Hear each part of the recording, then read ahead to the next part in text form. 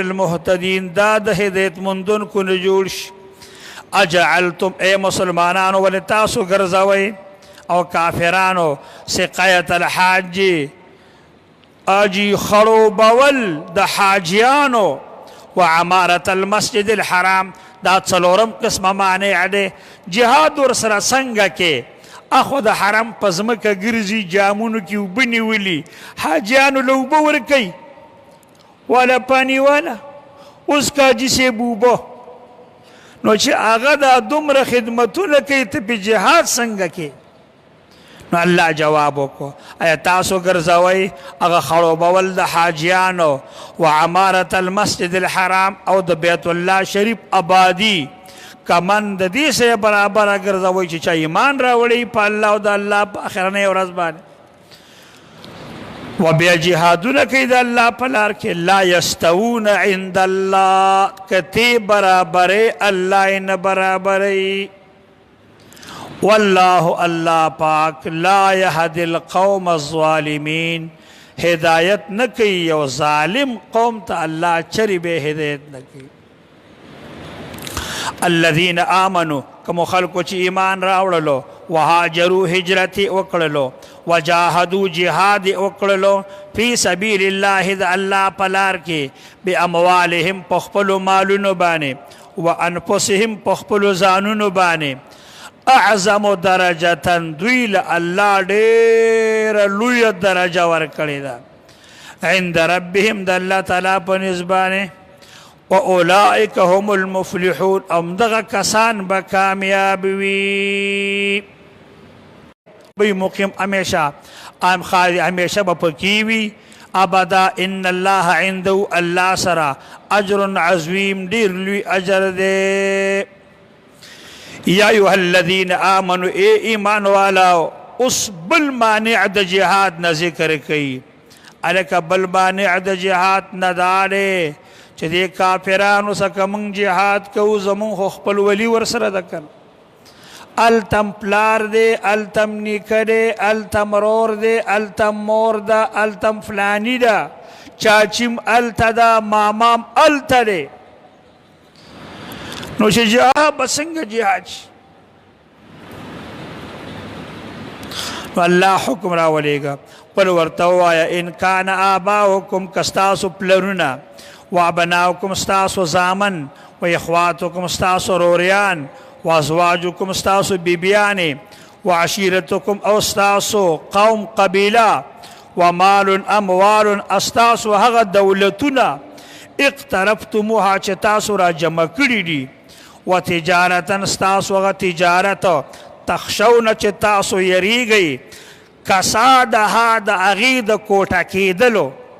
که جهاد وکړو کاروبار به م خراب شي مارکیټ به مې ودرېږي هغه خلک به بیا موږ له غنم نه راکوي تجارت به را باندې بند شي مساله به بنده شي مرچکې به بند شي غنم به بند شي چینی به بند شي ښه بیا څه ومساکنو او د کورونو د اوسېدو ترضونها چې په تاسو پې خوشحالی څومره ښایسته کور مې دی چې دا جګړې شروع کړو دا به لګېږي دا به راوران شي څه ګټه به نو الله وایي ان کان آباؤکم احب الیکم که ستاسو پلرونه ستاسو زامن دا محبوب وي تاسو ته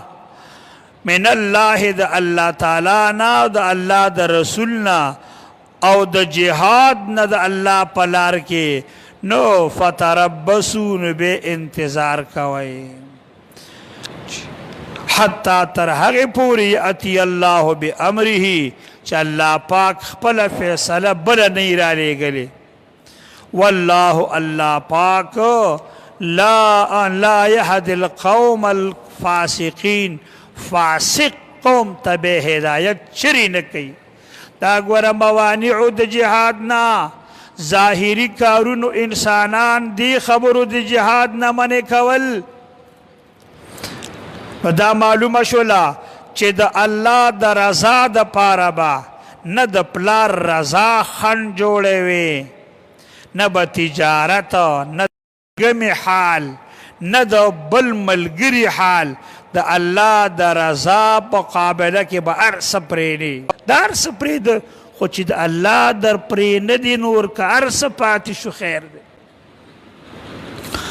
لقد یقینا فی مواطن کثیره په ډېرو ډېرو ځایونو کې نبی کریم صلی الله علیه وسلم په ژوند کې 80 غزاګانې شوي دي څو غزاګانې شوي دي 80 غزاګانې شوي د حافظ ابن حجر په وینا 19 غزاګانې نبی کریم علیه السلام په خپله کړي دي په دې 80 کې او د 19 نه راواله چې دا نورې غزاګانې دي دا صحابه کرامو کړي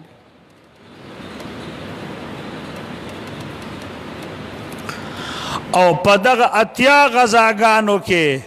ډېر لوی لوی ناشنا ناشنا عبرتي اشیاء دا لاس لمونږ لره مسلمانانو له راغلي دي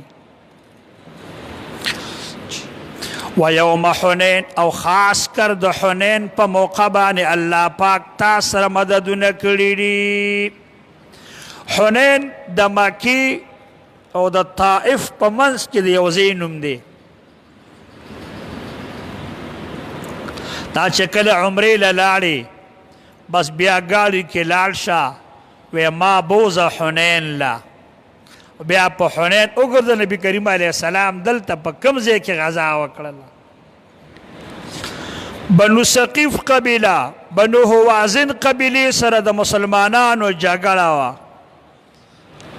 او دغه د حنین په جنگ کې مسلمانان 12,000 کسان دي د کافران 4,000 کسان کافران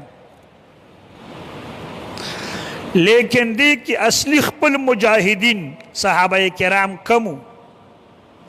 مکه مکرمه کې چې نوې خلکو ایمان راوړو ټول خلک په جذبه کې راغلل بدعت چغې شوې نو 12,000 کسان ووتل جهاد ته روان شو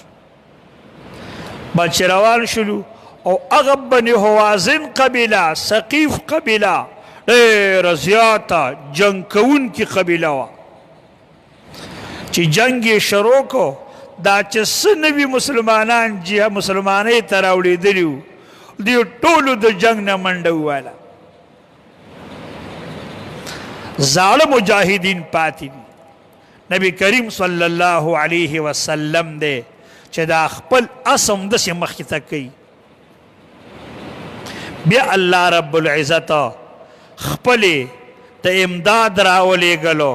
او الله رب العزت مسلمانان مجاهدین بیا مضبوط کړ نو عمر لبا په ډېروالي باندې به غاویره کېږي نه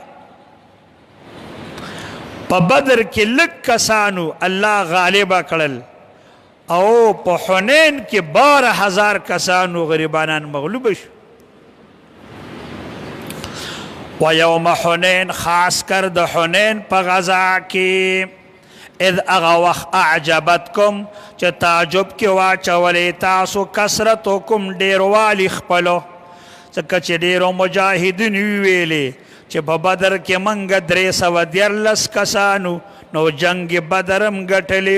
اوس خو 12,000 کسان یو اوس به انشاءالله پرې کافرو د لسمې پیښې وکړو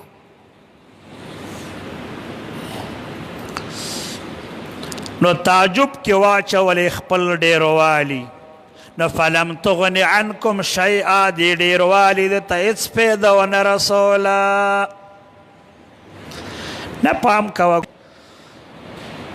ځکه که ته ګناهګار شولې الله به درنه خفه شي